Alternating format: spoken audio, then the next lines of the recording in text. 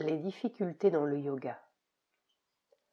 La nature de votre difficulté indique la nature de la victoire que vous devez remporter, de la victoire que vous représentez dans le yoga. Ainsi, s'il y a un égoïsme obstiné, cela indique que votre accomplissement principal dans l'avenir sera une réalisation d'universalité. Si l'égoïsme est en vous, vous avez aussi le pouvoir de retourner cette même difficulté en son contraire et d'en faire une victoire d'absolue largeur. Quand vous avez quelque chose à réaliser, vous avez juste en vous la caractéristique opposée à ce que vous devez réaliser. Face au défaut, à la difficulté, vous dites « Oh, je suis comme cela, c'est terrible ».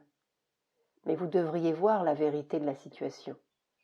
Vous devriez vous dire « Ma difficulté me montre clairement ce que je dois finalement représenter.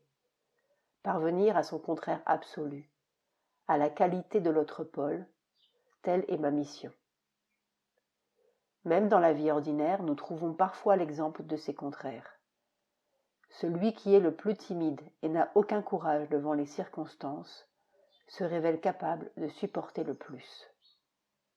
Pour celui qui aspire au divin, la difficulté qui frappe le plus souvent à sa porte indique justement la porte par laquelle il arrivera à Dieu à sa manière personnelle. C'est son chemin particulier de réalisation divine.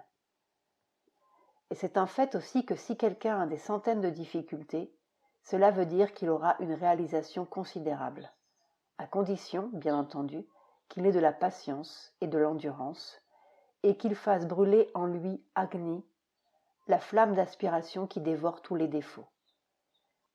Et souvenez-vous, la grâce divine est généralement proportionnée à vos difficultés. La mère, Entretien 1929-1931, page 141.